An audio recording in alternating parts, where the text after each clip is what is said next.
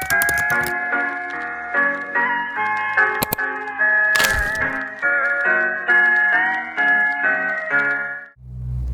warahmatullahi wabarakatuh. Waalaikumsalam Bu. Selamat siang Dinda. Siang Bu. Bagaimana kabar Dinda siang hari ini? Alhamdulillah sehat Bu.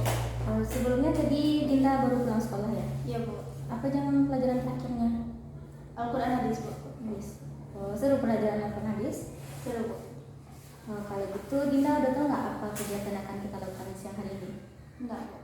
Nah, akan Ibu jelaskan layanan yang Ibu berikan hari ini yaitu layanan konseling individual. Sebelumnya Dinda pernah mendengar apa itu konseling individual?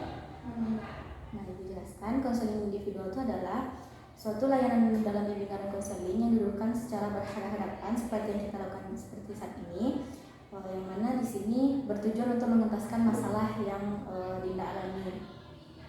Nah, di sini Ibu meminta agar Dinda terbuka menceritakan apapun masalah yang Dinda rasakan, dan juga di sini tidak ada yang Dinda tutup-tutupi.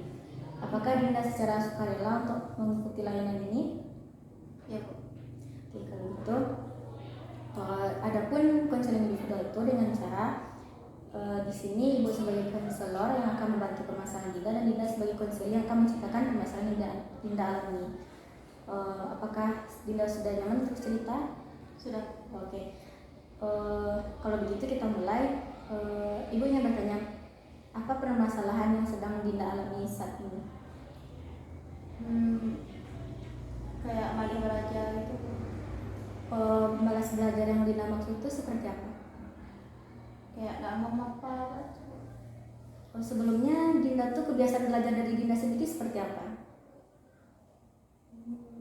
Contohnya kalau Dinda tuh belajarnya saat pulang sekolah atau misalkan hanya ketika mau ujian atau gimana? Ketika ujian Dinda pernah nggak cari tahu di YouTube atau gimana sih cara merubah perilaku belajar? alhamdulillah. Belum pernah. Belum. Berarti kalau Dinda mengalami masalah kayak pemalas belajar gitu, Dinda tuh orangnya suka begadang nggak? Iya Bu. Suka begadang. Jadi sebenarnya tidak ada alasan Dinda untuk malas belajar, karena biasanya kalau yang mengalami masalah belajar itu orang-orang yang suka begadang, karena kan orang-orang yang suka tidak bisa begadang, karena kalau belajar malam dia kan nggak bisa gitu, jadi dia malas gitu. Dinda sendiri tuh nggak penyebab Dinda malas belajar itu gimana? Kenapa? Karena susah sih Bu. Susah, merasa suntuk aja ya. Kalau misalkan kayak malas belajar karena sering main HP, pernah atau Dinda di rumah tuh suka main HP nggak? Pernah Dinda kayak mengatur durasi lama bermain HP dalam sehari? Mana pernah Bu. Kalau dalam sehari Dinda berapa jam dalam bermain HP? 5 jam. Mungkin kalau permasalahan Dinda malas belajar tuh karena Dinda terlalu lama dalam memakai handphone. Karena kayak zaman sekarang kalau terlalu lama kita main HP itu memang semua pekerjaan itu jadi malas semuanya, dan kayak lebih fokus. Dinda bermain HP itu untuk bermain game online atau untuk apa? Scroll TikTok sih. Nah, karena itu kadang kalau scroll TikTok tuh terlalu seru gitu kan, jadi Dinda tuh kayak lebih mau main HP daripada belajar. Nah, kalau Dinda merasa malas untuk belajar, Dinda tuh bisa kalau misalkan nggak bisa setiap hari, tapi Dinda bisa merubah kayak sekali 3 hari itu setiap pulang sekolah. Kalau misalkan lelah, minimal setelah maghrib, nah Dinda bisa buka buku dulu kan, belajar apa yang dipelajari tadi, atau kayak cari-cari soal. Kan mumpung Dinda punya HP, Dinda bisa cari-cari soal tentang pelajaran yang nggak dimengerti atau yang udah dipelajari tadi kan.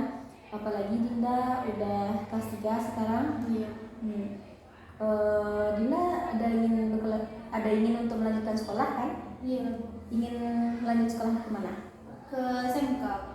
Udah tahu tentang jurusannya atau apa? Sudah. Di SMK mau ngambil jurusan Jurusan pariwisata. alasan Dinda mau pariwisata? traveling.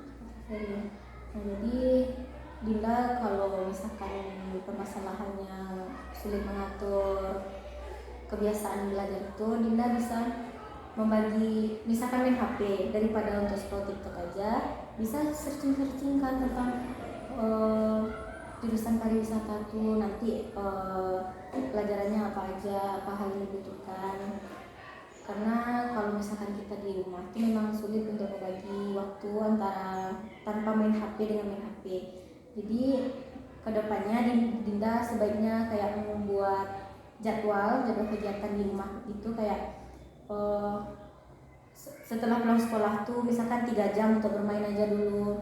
Setelah itu sholat maghrib atau asyar, atau diantara maghrib ke isya bisa belajar agak-agak 15 menit kalau misalkan tidak bisa belajar terlalu lama kan. Pokoknya kayak ada persiapan untuk melanjutkan sekolah lanjutan nantinya. Selain itu apakah ada masalah yang Dina rasakan? Kayaknya enggak sih Bu. Cuman susah menghafal Bu.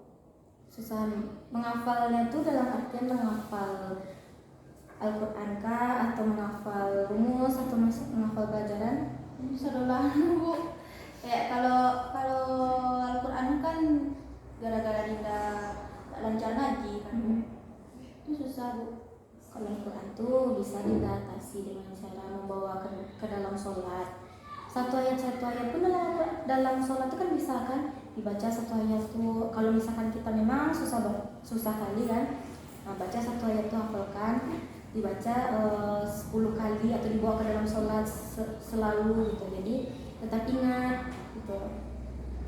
Kalau misalkan masalah hafalan Al-Quran yang dirasakan.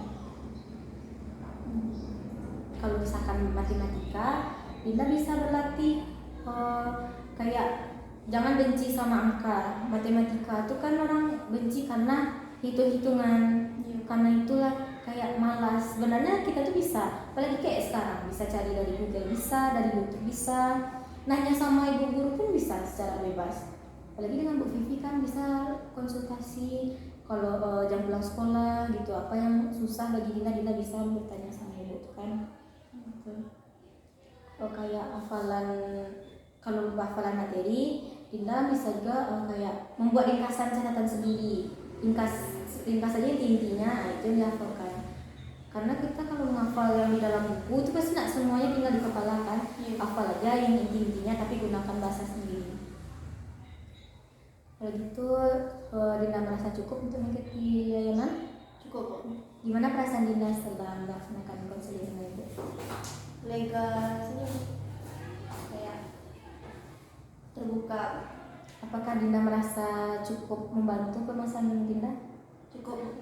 Lebih dari cukup Bu. Nah, kalau gitu terima kasih banyak untuk Dinda yang telah meluangkan waktunya. Nanti kalau misalkan ada permasalahan lain yang ingin Dinda bicarakan, Dinda nggak perlu sungkan untuk menghubungi Ibu.